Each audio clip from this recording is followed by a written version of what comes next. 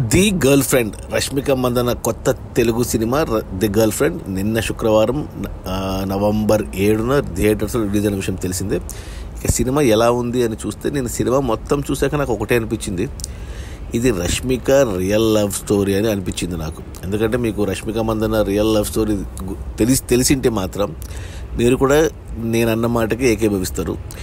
ముందుగా Rashmika real love story చూద్దాము. రష్మిక మనకు తెలుగులో రాకముందు కన్నడలో కిరాక్ పార్టీ అనే సినిమా చేసింది. అందులో హీరో రక్షిత్ శెట్టి, ఆ సినిమాకు డైరెక్టర్ మన కాంతారా డైరెక్టర్ రిషబ్ శెట్టి.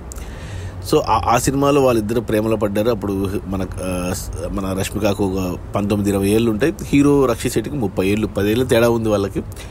సో ఆ సినిమా అయిన వెంటనే వాళ్ళిద్దరు లవ్లో పడ్డారు, వాళ్ళిద్దరు ఎంగేజ్మెంట్ కూడా జరిగింది. కానీ అనుకోకుండా ఆ సినిమా తర్వాత తెలుగులో ఒక సినిమా చేసింది చలో అనేసి. ఆ సినిమా సూపర్ హిట్ అయింది తెలుగులో. సో వెంటనే ఆఫర్లు వచ్చాయి. సో తెలుగులో బిజీ అయిపోయింది.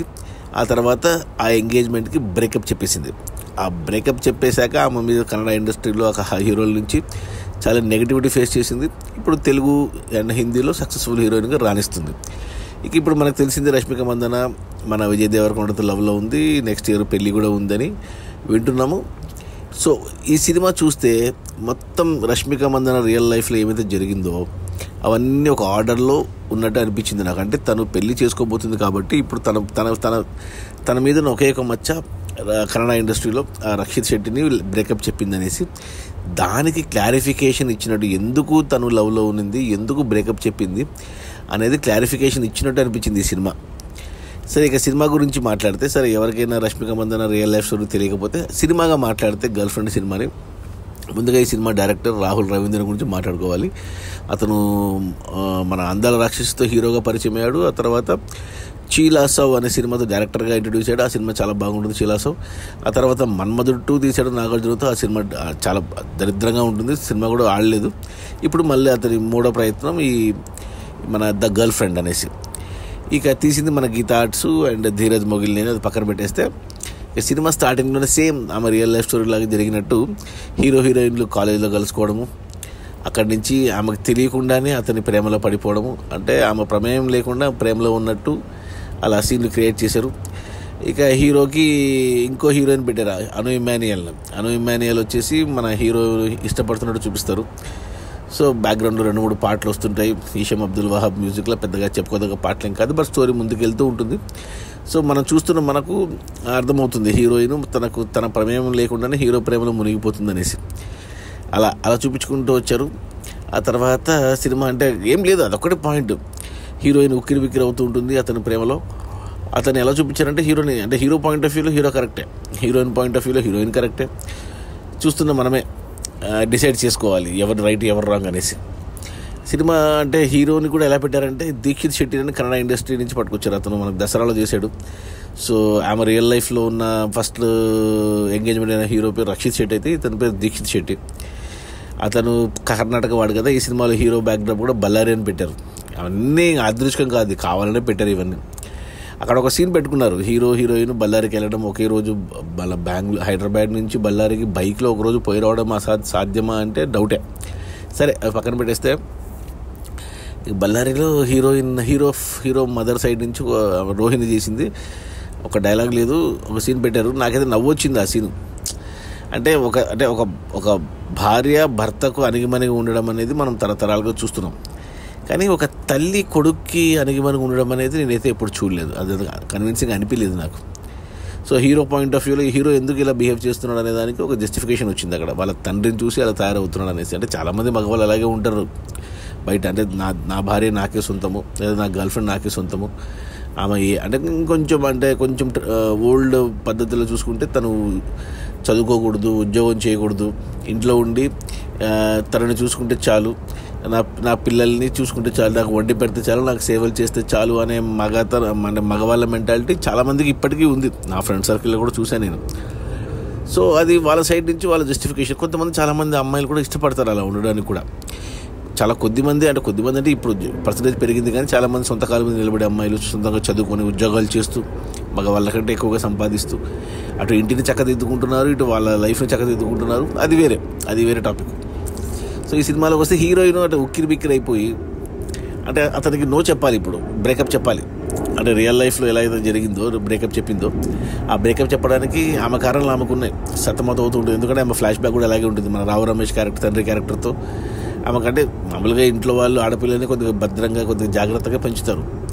దానికి వాళ్ళు ఒక ఊహ వచ్చేంత వరకు బాగానే ఉంటుంది, కానీ ఊహ వచ్చాక వాళ్ళకి అది బందీఖానలాగా అనిపిస్తుంది అనమాట ఆడవాళ్ళకి. అంటే ఆడవాళ్ళు మామూలుగా మనం చూస్తాం, ఒక తల్లి చాటు బిడ్డగాను, తండ్రి చాటు బిడ్డగాను, ఒక అన్న చాటు చెల్లిగాను, లేకుంటే లవర్ ఉన్నప్పుడు లవర్ వెనకాలను, భర్త ఉన్నప్పుడు భర్త వెనకాల భార్యగాను, తర్వాత పిల్లలతో పాటు పిల్లల వెనకాల అమ్మగా, ఇలాగే చాలామంది జీవితాలు ఇలాగే ఎండ్ అవుతుంటాయి.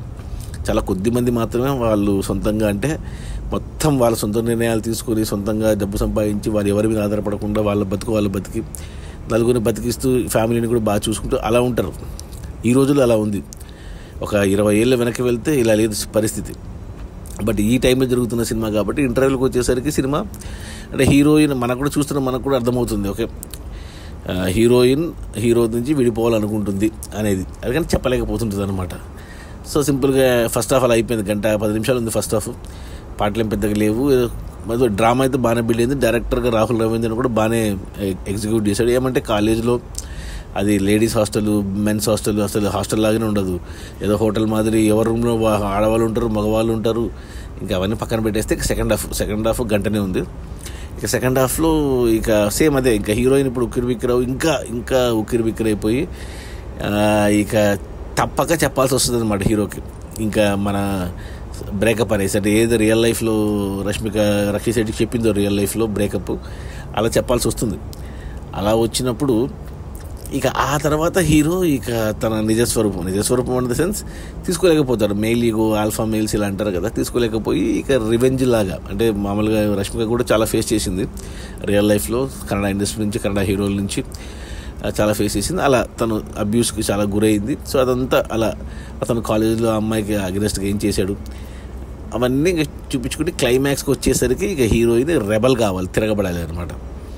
అలా అంటే మామూలుగా సాదాసీదిగా అమాయకంగా ఉన్న అమ్మాయి సినిమా అంతా అలాగే చూపిస్తారు. లాస్ట్కి ఇక అన్ని బంధాలు తెంచుకొని అన్ని ఇక తండ్రి లేదు, లవర్ లేదు, ఎవరు లేదు అన్నట్టు తెంచుకొని చూపించడమే క్లైమాక్స్ పెట్టుకున్నారు. ఆ తర్వాత ఆమె లైఫ్ ఇప్పుడు ఎలాగైతే రష్మిక మందన ఎలా సక్సెస్ఫుల్ కెరీర్ ఉందో అలాగే అన్ని బంధనాలు తెంచుకొని తన సొంత డెసిషన్స్ తీసుకుని సొంత నిర్ణయాలతో తను ఎలా ఎదిగింది అనేది సినిమా. అంతే సింపుల్గా చెప్పారు. రాహుల్ రవీంద్రన్ కూడా క్యారెక్టర్ చేశాడు, ఆమెకు మోటివేషన్ ఇస్తూ ఉంటాడు అనమాట. సో నేను అదే సినిమా పరంగా చూస్తే ఒకవేళ రష్మికకి రియల్ లైఫ్ స్టోరీ లేకపోయింటే ఇది ఒక డిఫరెంట్ స్టోరీ. బట్ నేను కంపేర్ చేసుకుంటే ప్యారలల్గా డ్రా చేసుకుంటే లైన్స్, ఎస్పెషల్లీ ఒక సీన్ ఉంది ఫస్ట్ హాఫ్లో. ఈ అమ్మాయి కాలేజ్లో స్టేజ్ డ్రామా చేస్తే హీరోకి నచ్చదు ఆమె యాక్ట్ చేయడము. అంటే రియల్ లైఫ్లో కూడా అలాగే పెట్టిండొచ్చు కండిషన్, పెళ్ళైనాక నువ్వు యాక్ట్ చేయకూడదు అనేసి, అందుకే ఆమె పెళ్ళి క్యాన్సిల్ అని చెప్పి యాక్టింగ్ మీదకి వచ్చిందొచ్చు. అలా అనిపిస్తుంది నాకైతే. అనిపించడం ఏంటి, కోఇన్సిడెన్స్ కాదు, ఇట్స్ నిజంగా అలాగే అనుకునే తీశారు. ఆమె సైడ్ నుంచి క్లారిఫికేషన్ పెళ్ళికి ముందు అన్నట్టు. సో అలాగే అనిపించింది నాకు. ఇంకా ఎవరు ఉన్న మన జర్నలిస్టులు ఎన్నో క్వశ్చన్లు అడుగుతారు, కానీ ఇలా స్ట్రైట్గా సినిమా రిలీజ్ అయ్యాక మన సక్సెస్ మీట్ అడగాలి, ఇది మీ రియల్ లైఫ్ లాగానే ఉంది కదా అనేసి. కానీ ఎవరు అడగరు, అది అంత డిప్లొమాట్స్. ఏమోలే, అది పక్కన పెట్టేస్తే సినిమా గురించి మాట్లాడుకుంటే 2:10 సినిమాలో, అంటే ఇది ముఖ్యంగా అమ్మాయిలకు చూడాల్సిన సినిమా. అమ్మాయిలకు ఖచ్చితంగా నచ్చుతుంది సినిమా, అబ్బాయిలకు నచ్చకపోవచ్చు. కానీ ఎందుకంటే అబ్బాయిలు ఇలాగే ఉండాలని కోరుకుంటారు. మోస్ట్లీ 80% అబ్బాయిలు ఇలాగే ఉన్నారు ఇప్పటికీ. ఎంత చదువుకున్నా, ఎంత మోడర్న్ థింకింగ్ ఉన్నా, ఎంత అడ్వాన్స్డ్ ఉన్నా కానీ తన వర్షం వచ్చేసరికి తన తల్లి, తన అక్క, తన చెల్లి, తన వైఫ్, తన కూతురు తనకు మాత్రమే సొంతం అనుకుంటాడు అలా.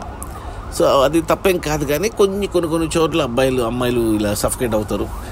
సో అమ్మాయిలకు నచ్చుతుంది ఈ సినిమా ఖచ్చితంగా. సో అమ్మాయిలు ఖచ్చితంగా చూడండి, మీ సొంత డెసిషన్లు తీసుకోండి, సొంత ఆలోచనలు చేయండి, ఒకరి మీద ఆధారపడద్దండి అనేదే ఈ సినిమా. సో నాకైతే నేను అబ్బాయిని కాబట్టి అని నేను అటు స్త్రీ పక్షపాతి కాదు, అటు మగ పక్షపాతి కాదు. నేను న్యూట్రల్గా ఉంటాను. ప్రతి మనిషి అంటే ఆడమగ తేడా లేకుండా ఇండివిజువల్గా ఎవరు అంతగా వాళ్ళు ఉండాలని కోరుకునేవాడిని నేను. సో నాకు ఆ పాయింట్ ఆఫ్ వ్యూలో సినిమా అంటే డైరెక్టర్ చెప్పాలనుకున్నది కొద్దిగా సమాజానికి పనికొచ్చేది, ఎస్పెషల్లీ అమ్మాయిలకి. సో చాలామంది అమ్మాయిలు డిపెండ్ అవుతూ ఉంటారు ప్రతిదానికి. సో డిపెండ్ అవ్వద్దండి, మీ చదువు మీరు చదవండి, మీ ఉద్యోగాలు మీరు చేసుకోండి. మీకు ఫైనాన్షియల్ ఇండిపెండెన్సీ వస్తే మీరు ఎవరి మీద ఆధారపడాల్సిన అవసరం లేదు. అలాగని అందరినీ డోంట్ కేర్ అని కాదు, అందరినీ చూసుకుంటూ మీ లైఫ్ మీకు నచ్చినట్టు బతకమని చెప్పే సినిమా ఈ ద గర్ల్ ఫ్రెండ్. సో అమ్మాయిలు ఖచ్చితంగా చూడండి, అబ్బాయిలకు నచ్చకపోవచ్చు, సో చూడకపోతేనే బెటరు. కానీ రష్మిక మందన కోసం, అంటే రష్మిక మందన రియల్ లైఫ్ స్టోరీకి ఈ సినిమాకి ప్యారలల్స్ ఉన్నాయి కాబట్టి దానికోసం చూడొచ్చు, ఒకసారి చూసేయచ్చు. నా రేటింగ్ వచ్చి 2/5 ఓకే అంటాను. నైదర్ గుడ్ నార్ బ్యాడ్. సెకండ్ హాఫ్లో ఒక పాట బాగా నచ్చింది, నదివే అనే పాట బ్యాక్గ్రౌండ్లో వస్తుంటుంది. ఈషేమ్ అబ్దుల్ వహాబ్ మ్యూజిక్ బాగుంటుంది పాటలు. సో అది మన ది గర్ల్ ఫ్రెండ్. నా రేటింగ్ వచ్చి 2/5 ఓకే అంటాను. బట్ మీరు కూడా సినిమా చూసి మీరు డిసైడ్ చేయండి ఇది నిజంగా రియల్ లైఫ్ స్టోరీ ఆఫ్ రష్మికనా కాదా అనేసి. Okay, bye.